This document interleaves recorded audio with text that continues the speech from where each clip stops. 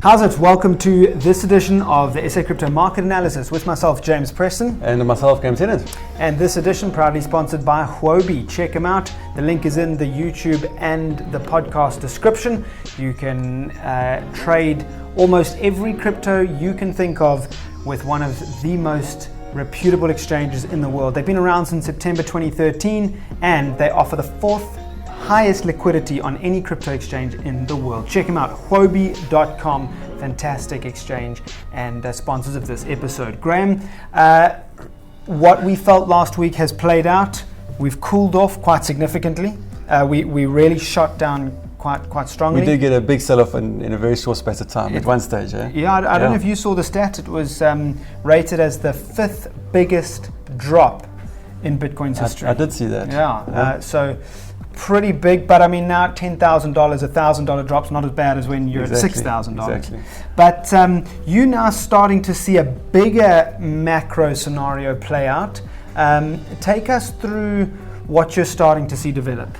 Cool. Yeah. So I mean, back to what we chatted about last week. We were expecting this very strong upward leg to potentially cool off, and like you said, that is what happened. So quite pleased that that's played out to the way that we were anticipating, broadly speaking. And now, I think it's time to say, to just zoom out a little bit again and say, where do we stand at the moment? And when we do zoom out into the daily picture, we do see potentially a larger continuation pattern starting to materialize in the form of a symmetrical triangle. And I must give some credit to Francis Hunt for this outlook, because he was the first one that I know of that held this view. And as things move forward, I think that this is potentially the highest probability scenario that we could see playing out here in the longer run. Francis Hunt being the crypto and market sniper. Yeah, and in particular for our audience, the crypto sniper. So definitely give him a follow. Yeah. Really great guy to follow for really good trading techniques and a methodology. Okay, so I just first want to go into a shorter time frame to look at what's happening from a short-term perspective. So, and this shows clearly the current bullish leg starting to peter out. So if we put a horizontal line here along the neckline, we can see clearly there's a left shoulder head and a right shoulder. Okay. And this right shoulder was really kicked off by this really significant drop that we had, which was pretty brutal.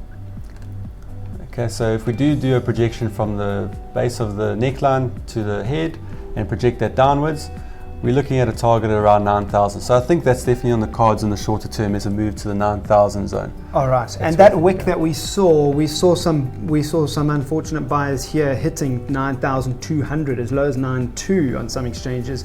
Would that not count as part of that, or you're talking a more solid, consistent price of that region, 9,000? Yeah, so that was a quick wick which was brought up quite quickly. But we've come back to now test this neckline. Look, it is a little bit of a messy head and shoulders. It's not the cleanest setup that you'll see, but I think high probability outcome here is that we test this neckline and this bearish sentiment in the short term continues to play out, and we start to look at the 9,000 level in the next couple of days. Right, which is very much in line with what you said last week. We're cooling off, and it presents some buying opportunities. Absolutely. So, and look, I think that if this symmetrical triangle plays out like we suspect it may, then we actually want to be looking to pick up Bitcoin at lower levels. So I think for now is take a pause. I'm square at the moment, so I'm only just holding my long investment Bitcoin. I'm out of my alts, I'm out of my long Bitcoin positions, and waiting for the market to really make up its mind, go through this consolidation period, and then we can reassess again when things start to look bullish. So in order for things to look bullish, we need to see some kind of bottoming from this current trend.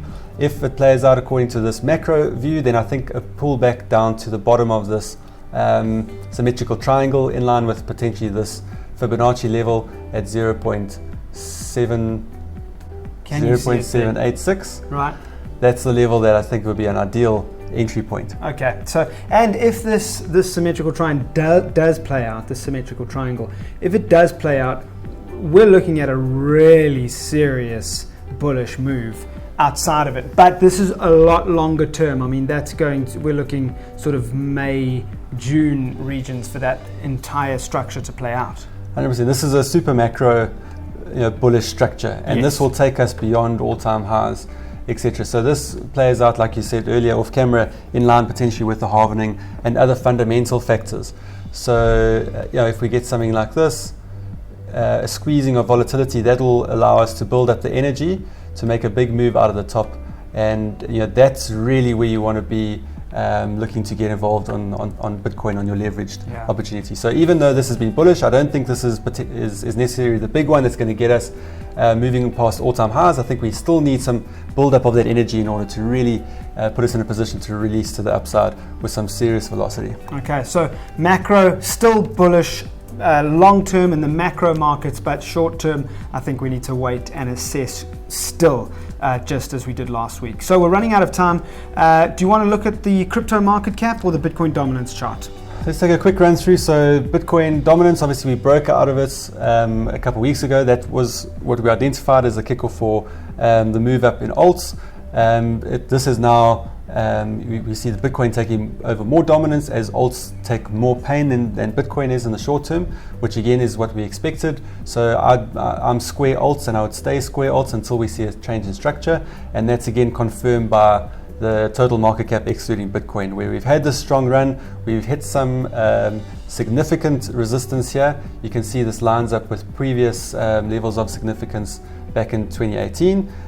We probably get a bit of a pullback here on the bearish side, but again, longer term, I'm still bullish. So similar setup here, but obviously your alts move with a lot more beta, a lot more volatility than Bitcoin, so it needs to be treated with that much more respect. Right. So it's not as fun for the short-term traders at the moment, but it's still macro bullish. Yeah.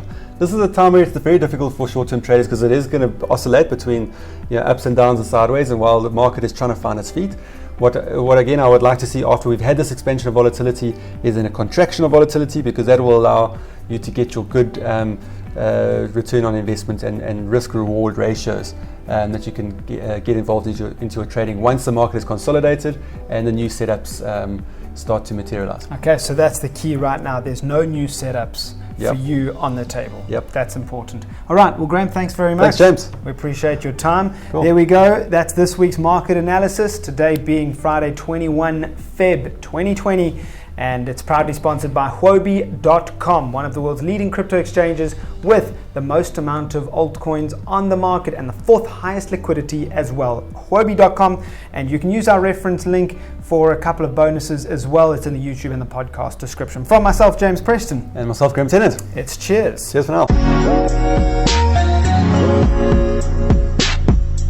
SA Crypto is not a registered financial advisory, and the information provided in this market analysis is for informational purposes only. Each audience member is responsible for their own financial decisions, and SA Crypto cannot be held responsible for any decisions made by those within its audience. SA Crypto strongly encourages all audience members to consult a professional and registered financial advisor before making any financial decisions.